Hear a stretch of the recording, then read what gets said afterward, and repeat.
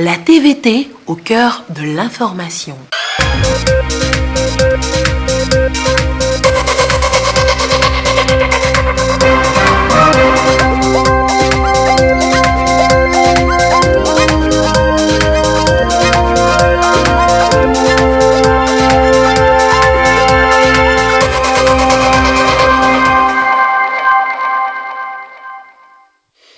Merci de votre attention. Excellent début de semaine à tous. Dans l'actualité ce soir, le climat avec la session régionale sur l'adaptation au changement climatique.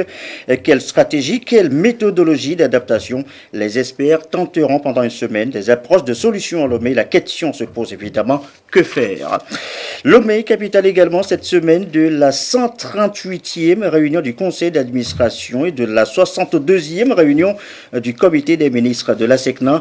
Top départ mercredi prochain, mais les préparatifs, les réunions préliminaires ont bien commencé. On en profite ce soir pour vous présenter la SECNA Togo ce soir donc. Et puis il y a un an déjà, il nous quittait pour ne plus revenir, brutalement arrêté sur le chemin du retour par un accident tragique qui a plongé tout un peuple dans les mois. Hier dimanche, nos 6 humoristes, Follow et compagnie, ont été célébrés par une bien brochette d'artistes, de chansons et d'humour. Nous suivrons à la fin du journal. Voilà, madame, monsieur, le sommaire. Bienvenue aux 20h. Bonsoir à tous. Le climat, donc, climat région Afrique, évoqué à l'ouverture de ce journal. Le climat région Afrique, préoccupation depuis ce matin donc des experts de la Convention cadre des Nations Unies. Une rencontre sous-régionale, précisons-le, d'une semaine. L'enjeu, l'objectif, eh bien, c'est d'arriver à identifier, à notifier des actions claires d'adaptation dans les politiques de développement et dans les communications nationales sur le continent. Les précisions, Serge Tastom, Augustin Kossi. La question d'adaptation et de renforcement de résilience au changement climatique reste un énorme défi auquel les pays sont aujourd'hui confrontés. Le phénomène se pose en termes de dérèglement climatique, de sécheresse et d'inondations par endroits. L'accord de Paris sur le climat trace la voie à suivre pour une meilleure prise en charge de cette problématique dans les politiques de développement. Le groupe consultatif des experts de la Convention cadre des Nations Unies sur le changement climatique Région Afrique s'est réuni à Lomé pour harmoniser les stratégies afin de mieux planifier le développement. Quand on parle d'adaptation, c'est la préconisation, bien c'est la définition d'un certain nombre de mesures de capacité à renforcer la résilience des populations face au choc climatique. On n'est pas sans savoir que les pays africains, les pays en développement en général, nous sommes considérés comme les pays les plus vulnérables. La réunion de ce jour a pour objectif de former les acteurs africains sur les outils d'évaluation, de l'identification et de la notification des mesures d'adaptation au changement climatique dans nos communications nationales. Durant les 4 jours d'atelier, les acteurs qui sont ici présents seront formés sur ces outils-là afin d'être mieux outillés pour intégrer ces données et outils d'adaptation dans les plans nationaux de développement ou bien dans nos planifications de développement. La Banque ouest-africaine de développement BOAD entend apporter une contribution face à ces défis. Elle s'est engagée à promouvoir des investissements à faible émission en carbone dans le secteur de l'efficacité énergétique en Afrique de l'Ouest. Le Togo, pour sa part, s'est doté d'un plan national d'adaptation au changement climatique depuis 2016. Des communications nationales périodiques ont été faites. Cette rencontre régionale va s'inspirer des différents plans nationaux et reste un atout pour le pays pour mieux préparer les prochaines communications nationales. Et s'il est un phénomène qui constitue aujourd'hui une menace planétaire, eh bien, c'est à n'en point douter les changements climatiques. Chacun, qui qu'il soit ou qu'il soit, le vit, le ressent. Les espèces animales et végétales ne sont pas épargnées. C'est toute l'existence même qui est menacée aujourd'hui. D'où cette question à récurrence en 2 mots, mais ô combien importante. Que faire? Des éléments de réponse dans ce dossier de la rédaction, dossier signé Augustin Kossi. Les êtres vivants et les végétaux de cette planète n'ont jamais été autant menacés avec le réchauffement climatique ces dernières années. Le phénomène est réel et n'épargne aucun pays. En Afrique, tout comme ailleurs, il n'est pas rare de voir des cours d'eau taris, des exploitations agricoles ravagées par la sécheresse, des inondations par-ci, des érosions côtières par là, au niveau du comité consultatif des experts qui appuie les pays en développement sur la problématique, on évoque aussi l'avancée de la mer et l'action humaine est indexée. Le problème du changement climatique se pose en des termes où nous avons des modifications de ce que nous appelons des paramètres climatiques, dont le plus essentiel reste l'augmentation des températures terrestres qui entraîne justement des bouleversements. Et l'augmentation des températures terrestres, les scientifiques vous diront qu'effectivement c'est cyclique. Aujourd'hui, on peut vivre dans une zone, quand on rentre dans les études archéologiques, qui montrent que certaines zones, il a fait plus froid et aujourd'hui il fait maintenant plus chaud. Mais ce qui est caractéristique, c'est qu'il y a aujourd'hui l'effet des pratiques de l'homme qui accélère ces changements. Il y a 30 ans, on n'avait pas les nombres de voitures qui circulent aujourd'hui dans Lomé. Mais aujourd'hui, on constate qu'effectivement, ce nombre de voitures a augmenté. Donc la pollution induite par la circulation des véhicules dans la ville de Lomé a augmenté comparé d'il y a 30 ans parce que les véhicules qui circulent émettent des gaz à effet de serre. Donc voilà un peu, et c'est la même chose pour le secteur de l'industrie, la même chose pour le secteur de l'agriculture. Il fut un temps où notre agriculture, on n'utilisait pas des engrais, mais aujourd'hui de plus en plus, pour augmenter la production agricole, nous sommes amenés à utiliser les engrais, ce qui contribue justement à induire les augmentations des émissions des gaz à effet de serre dans l'atmosphère. Les conséquences de ce phénomène risquent de devenir insupportables si rien n'est fait. La conscience individuelle et collective est alors interpellée pour un changement de comportement, une autre manière de vivre pour la sauvegarde de l'écosystème. Il est possible pour l'homme de continuer à produire. Il est possible pour l'homme de continuer à avoir plus de la production sans polluer l'environnement. Aujourd'hui, il y a des voitures électriques, il y a des voitures qui polluent moins. Aujourd'hui, ce sont des politiques que les États ont mises en place justement pour diminuer ces effets, ces augmentations des températures terrestres. Ça, c'est la première des choses. Donc, travailler, prendre des mesures réglementaires ou législatives pour contribuer à avoir ce qu'on appelle les modèles de consommation propres. Autre chose, c'est que les perturbations, nous les avons, mais nous les États africains, nous souffrons plus parce que nous ne sommes pas préparés. Quel est le degré de vulnérabilité des populations? Aujourd'hui, nous avons nos paysans dans les villages ou nos agriculteurs qui font l'agriculture sans être avertis des tendances, par exemple, quel sera le rythme de pluie l'année qui va venir ou cette année? Quand on connaît que cette année, nous n'aurons que 2 mois de pluie sur 3 d'habitude, eh bien, les agriculteurs vont s'adapter à avoir des cultures qui vont aller sur 2 mois et ne prendront plus de risques de faire des productions et caler le calendrier agricole de façon à ce que ça réponde au peu de précipitations qu'on peut avoir. Mais aussi, dans les politiques, on parle de l'arrangement institutionnel, une convergence de vues de tous les acteurs et secteurs d'activités socio-économiques pour une meilleure intégration de l'adaptation au changement climatique dans les programmes et projets de développement. Autre réunion évoquée ce soir, les travaux ont commencé aussi ce lundi dans notre capitale Lomé. Eh bien, c'est la 2e réunion d'évaluation de la mise en œuvre du free roaming.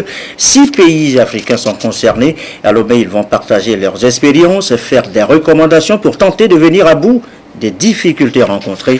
Fafa Dalmeda, Patrice Bokwa pour plus de précisions.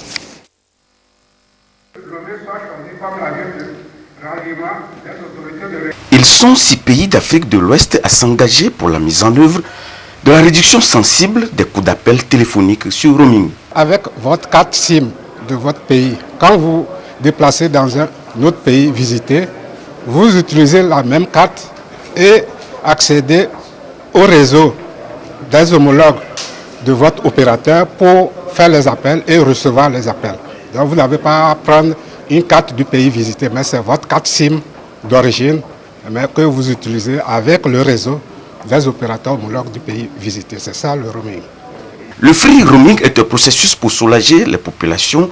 Les usagers de la communication électronique est devenu effectif dans ces pays depuis le 31 mars 2017, conformément au protocole d'accord d'Abidjan signé le 28 novembre 2016. Quand vous vous appelez, c'est très cher parce qu'il y a des surtaxes, des frais. Maintenant, le free roaming, c'est que quand on vous appelle, donc en réception, vous ne payez rien. Mais celui qui vous a appelé paie toujours localement. Et quand vous émettez dans un autre pays, c'est le tarif du pays visité. Il n'y a plus de surtaxe. Pour évaluer le chemin parcouru en si peu de temps, Lomé abrite la rencontre d'évaluation du free roaming afin de partager les expériences et corriger les manquements. Dans les 6 pays aujourd'hui pour lesquels le free roaming est effectif, il n'y aura plus de surtaxe. Donc il n'y a plus de surtaxe. Et pourquoi est-ce que nous faisons ça? Nous faisons ça pour améliorer la vie de nos citoyens, de nos concitoyens, en faisant baisser les prix, le coût de la communication.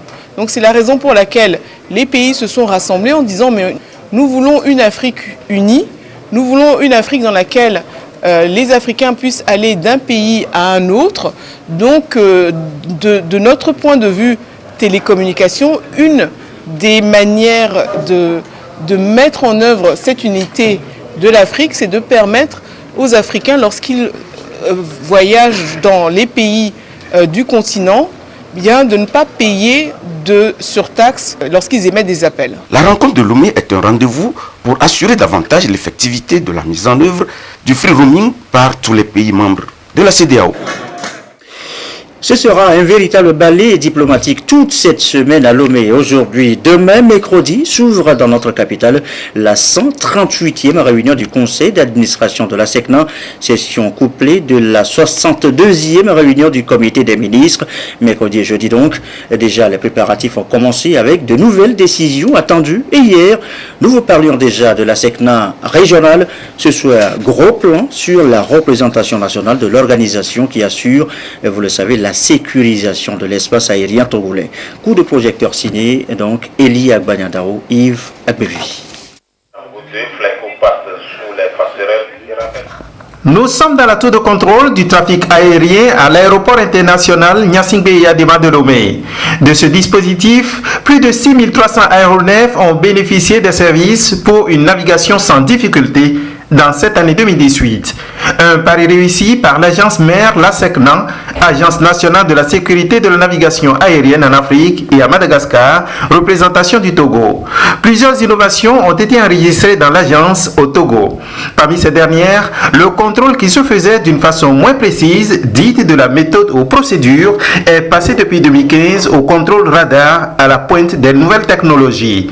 Même le service de la météorologie a évolué en termes de précision des données. Aujourd'hui, comme vous le voyez, avec des écrans, on peut visualiser les avions. Vous voyez les plots, ça c'est un avion avec toutes ces données, son niveau de vol, le point où il se trouve, là où il va, et à peu près avec des estimations qui sont prévues sur le plan de vol, son évolution, et tu peux anticiper sur son mouvement afin d'éviter le plus possible qu'il y ait des collisions. Au départ de la création de la SECNA, le météorologiste est obligé de faire des observations visuelles avec des instruments qui ne sont pas les instruments que nous voyons aujourd'hui, des instruments plus ou moins archaïques. Pratiquement le maximum du travail se faisait par l'homme, à partir de ses propres observations et de ses propres prévisions. Aujourd'hui, la différence que nous pouvons noter, c'est en 2 volets. Équipement amélioré, personnel mieux qualifié. L'équipement que nous sommes en train de voir aujourd'hui, c'est déjà automatisé. Donc ça allège la tâche au personnel qui est là et ça donne des renseignements plus précis. Nous avons le système de distribution satellitaire qui nous donne des images travaillées par des maisons spécialisées. Au Togo, la SECNA gère depuis sa création en 1964 2 aérodromes, celui de Lomé et celui de Niamtougou. Une gestion communautaire a plusieurs attributions, du matériel au structurel, tout a évolué. Toutes les activités qui sont menées à titre communautaire.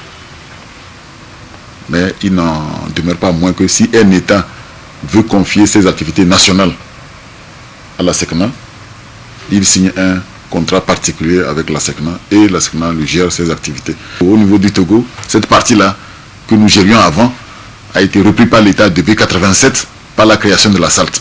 À la création, nous étions à l'époque, il y avait peut-être une demi-douzaine d'ingénieurs ou bien de hauts cadres. Tout le reste, c'était des techniciens supérieurs. Des techniciens supérieurs.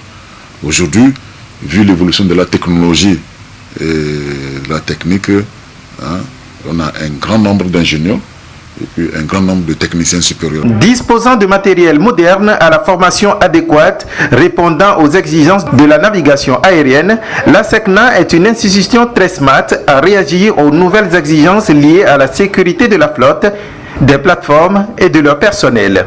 Une mise à jour continuelle de l'existant depuis la création de l'institution, ce qui n'échappe pas aux acteurs avertis du secteur de l'aviation civile. Je peux vous dire cette fois-ci en tant que pilote, quand vous violez dans les 16 100 km² de la zone SECNA, c'est le lieu le plus sûr. Donc je dis très sincèrement que ça a été une très bonne chose. Et je voudrais profiter pour saluer nos autorités qui encouragent la SECNA à avancer, à aller toujours de victoire en victoire. Et je dis qu'ensemble, nous serons forts. Une avancée saluée, fruit de travail de près de 60 ans, mais qui reste évolutif. Plusieurs travaux ont été réalisés et en cours de réalisation dans le cadre de la mise en œuvre du plan de services et équipement. Ce qui fait dire que la SECNA au Togo, comme dans les autres pays membres, reste une agence toujours sur le pied de la relance. Voilà, on en sait donc un peu plus sur la SECNA et Togo. Autre coup de projecteur ce soir, celui sur le PUDC, le programme d'urgence de développement communautaire. Il a 2 ans déjà. Quels résultats sur le terrain? Retour ce soir sur l'impact de ce programme sur la population bénéficiaire. On fait l'inventaire avec Luc Assis. Bien, nous reviendrons bien évidemment peut-être sur ce sujet dans le courant de cette édition. Nous parlons donc du PUDC, si on peut tenter une nouvelle fois, le coup de projecteur ce soir donc sur le PUDC, le programme d'urgence de développement communautaire. Il a 2 ans, vous disais-je. Quels résultats sur le terrain? On fait donc l'inventaire avec Luc Assis ce soir. Bien, on poursuit donc cette édition, le temps de revenir bien évidemment donc sur ce sujet, sur le PUDC. Il est 20h18. L'actualité à l'étranger, en quelques brèves. D'abord, le Burkina Faso, Zéphirin Diabré, plébiscité à la tête donc de l'UPC. C'est sans surprise le président de l'Union pour le Progrès, le changement, principal parti d'opposition burkinabé, a été facilement reconduit hier dimanche à la tête d'une formation qui tente de faire pont neuve dans la perspective de la présidentielle de 2020. En ligne de mire, en revanche, en Côte d'Ivoire, le PDCI menace de faire cavalier seul. Le Parti démocratique